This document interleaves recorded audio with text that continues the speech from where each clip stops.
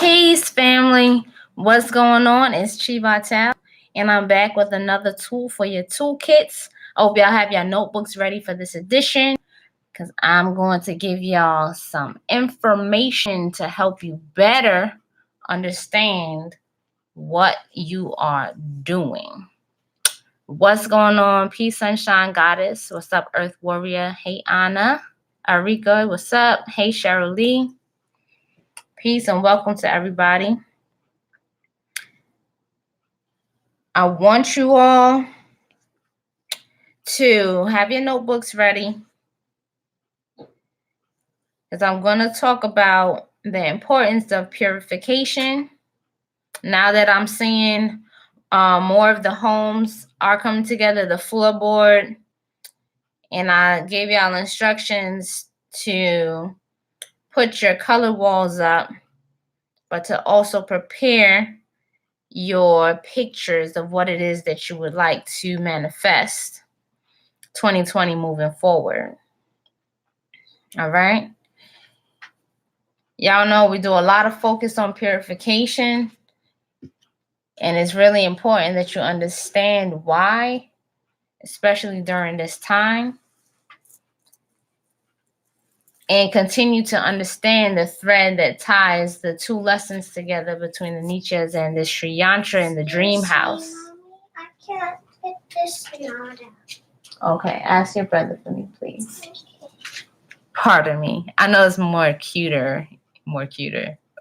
It's cuter when you guys can see the baby Faye, but anyways, let us not get distracted by the cuteness overload.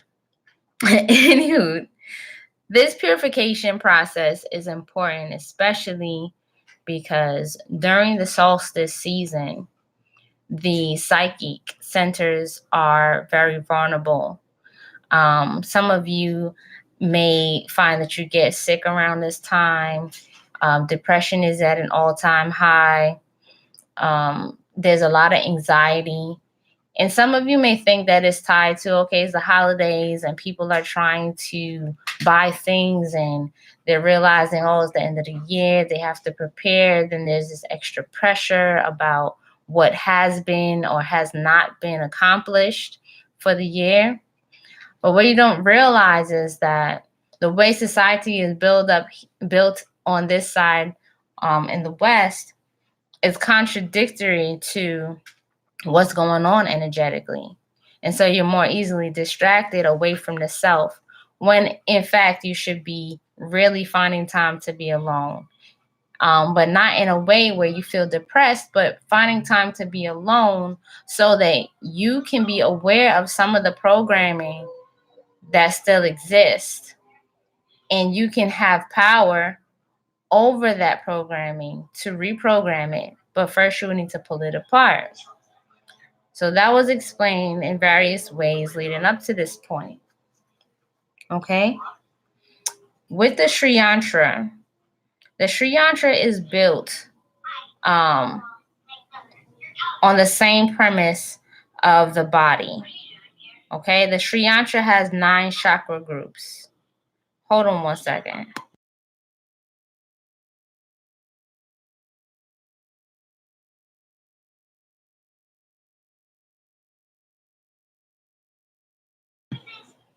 All right, I'm back. Pardon me. I have a lot of feedback on this side. With that being the case, understand that you personally putting your energy into building a Sri Yantra, this is a picture not only depicting the goddesses that live inside of it, but this is a picture of you. You are a part of the cosmos. You are a part of creation. And that's why I asked you to be very delicate about the space and that you're in when you're creating it. Okay? I gave you all some information about the first part being the Bindu. And I want to give you some information about the second part, which is the first triangle called the Tricon in your Sri Yantra. I'll put the name of it here, okay? The Tricon in the Sri Yantra. And it's the central triangle that contains the Bindu. That process of the Bindu going into the Tricon is the same process of going from the no-thingness, which is the bindu, where it is everything exists inside the bindu, but it's not differentiated, moving into the first triangle, which would be considered I am. So when the bindu wants to realize itself in form, the first manifestation of that is the first triangle, okay? And it's I am. So as you're meditating and you're looking at the bindu of the Sri Yantra, understand that it's an unfolding of your manifestation, okay? There are 3 parts to the tricon. And here's where you'll see there is a relationship between the Nityas and the Sri Yantra. All right, stay with me. Y'all following so far? Let me know if y'all following so far and it's making sense.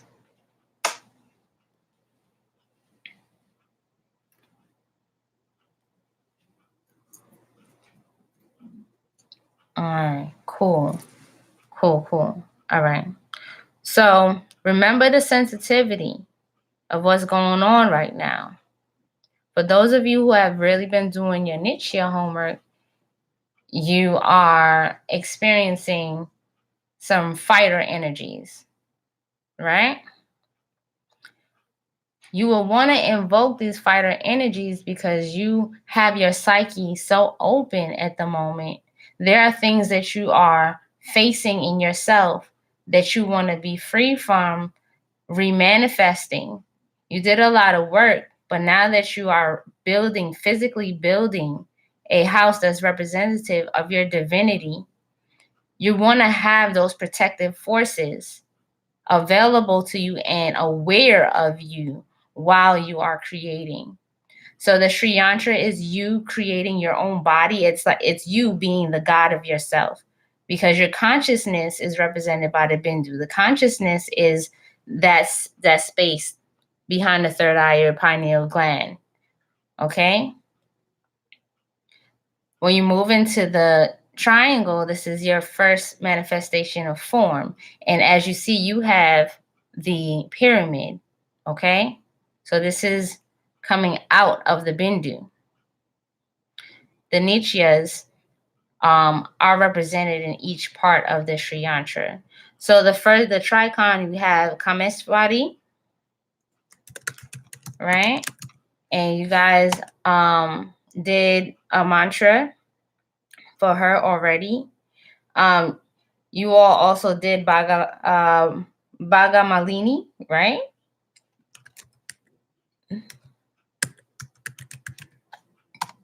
Now the third one of the tricon is Brijeswari, which is also an aspect of Maha Vajreshvari. And you'll see there's some variations because you have different parts of India that pronounce things differently, but let me type this in for you. All right, so I'm gonna put Thunderbolt. Y'all haven't gotten to her yet, okay? But she's part of the tricon. All right. And so with this, you have your protective forces out while you're manifesting. So now that you're becoming more aware of the different elements that you're working with, I want you to have this purification mantra, and you're going to use it to purify your space. It's important that you purify your space with mantras, with cleaning it physically, with being clean yourself when you sit there. All right. And understand the reasons why you're doing what you're doing. You all also have the directions of how your house is supposed to be sitting. And I want you to understand the directions of your body when you're facing. Someone asked a question about how you should be sitting when you're drawing your yantras, and how you should be sitting when you're chanting, right? So on a basic level, in the morning time, you should be facing the east doing your mantras. Okay. In the evening, you should be facing the west. Okay. The process of doing your mantras is invoking the deity into the yantras that you've drawn or you've printed out.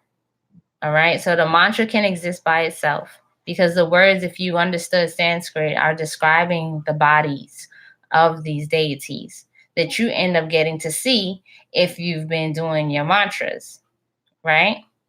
How many of y'all been able to see some of the different deities pop out when you're doing your mantras? Let me see some ones or some fire emojis because that's a real nice confirmation of good work.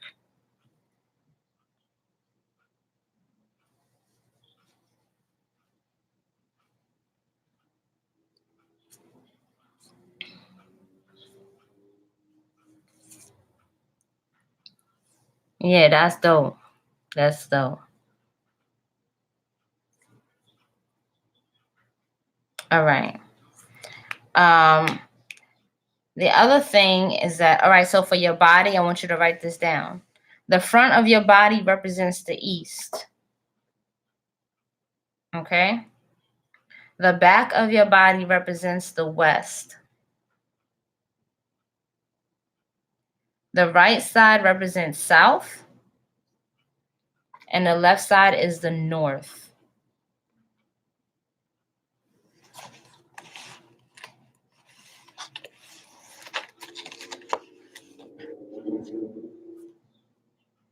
The final thing about the tricon that I want to bring us back to just briefly is that the tricon represents the three states of your consciousness, okay? So you all are being told to really be aware of your dreams. These three parts of your consciousness are your waking state, the dream state, and a deep sleep. Waking state, dream state, and deep sleep.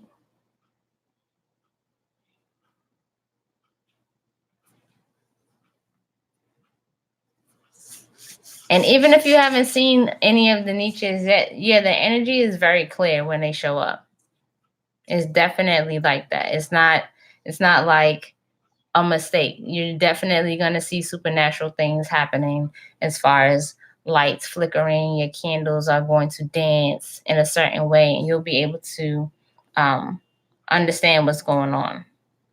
All right. So for tonight, all right, I want to give you all this mantra for purifying your space. I'm putting it in the chat now. Pardon me that I do not type very often like I used to.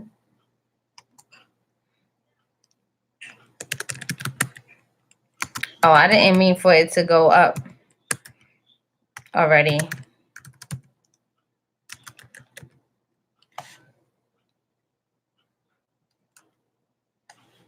But these are the parts. I'm spelling it how it sounds. That way you guys will be able to look back at your notes and know what you're looking at.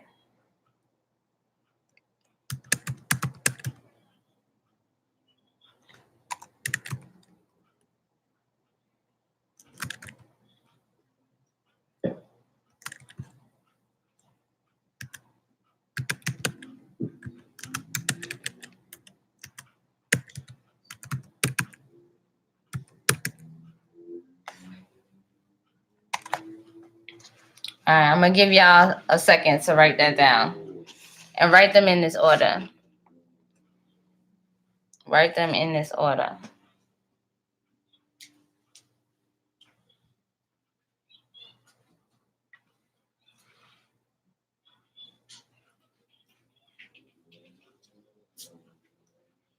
You got that?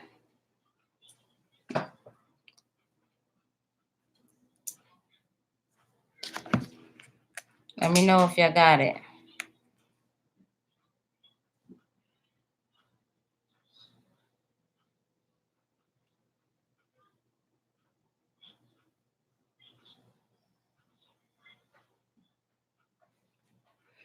All right, so it's gonna go.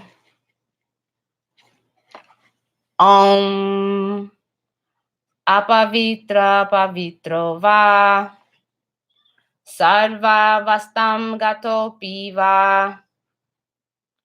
Yasmared pundari kaksham. Sabaya biyantaram suchihi. You got that? I'm gonna do it again. Apavitro pavitro va. Sarva vastam gato piva. Yasmarid pundari kaksham. Sabaya biyantaram suchihi. Got it?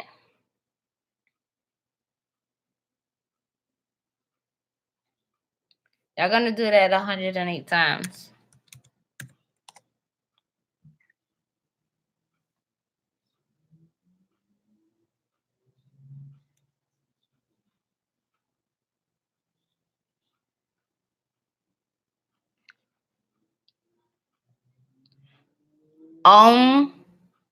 Apavitro pavitro va. Sarva vastam gatopi va. Yasmarid pundari kaksham.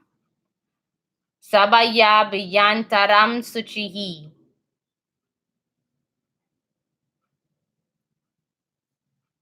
All right?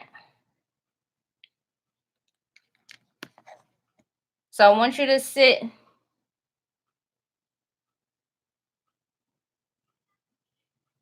Yeah, you do. Jay Glover.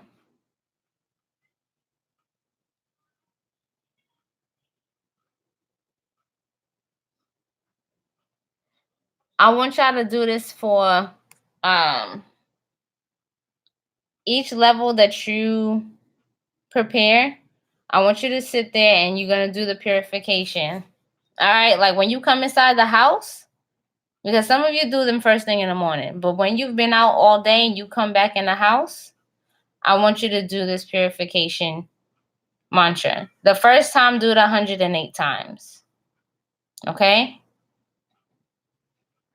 When you come in, that every day after that, after you've done it 108 times, you can do it one time and then go into the rest of your mantras. Okay? So after you clean yourself and you go to sit in front of your assembly, you're going to do your purification mantra. Because whatever you've been exposed to for the day, you want to make sure that when you go back to your space where you have a battery charging to recreate your psyche, that you clear anything that just came in. It's like you don't want any disturbance, you don't want any toxins, you don't want any other emotions going on. Similarly, you want to be mindful of being in front of your creative space and being too much into any emotion at all. So whether you're feeling very, very sexual, sad, like really excited, like you want to be able to clear yourself and be focused in front of that space. All right, so that you stay grounded. As far as building the house, for those of you who are already set with the walls up, you can start to build in layers, creating a wall around the edges of your cardboard, or even using pieces of the cardboard and start to build up your walls. But I want you to use the pictures of what you want to manifest on the walls, on the floor of your house. Okay? Let's see, clarification. 108 times first and daily when approaching the altar. How many times? Just do that one time, Christina. One time after you've done that. Christina Van and then Sierra Van XL. Y'all got the same question. It must be the Van in your name. But y'all got that?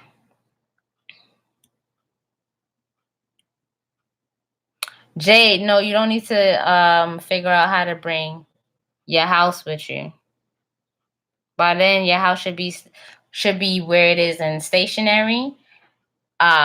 One of the things is that when you invoke deities into your yantras, they don't like to be moved all over the place unnecessarily. Just imagine like every time you wanted to go out, you had to take your whole house with you. You'll be like, this is starting to get kind of crazy. And the same way, remember, it's attached to your consciousness. You want to always have that stability and that groundedness. So make sure y'all check out some of the information in the description that I wrote out for you. Y'all have any other questions for me? Do y'all have any questions for me before I go? All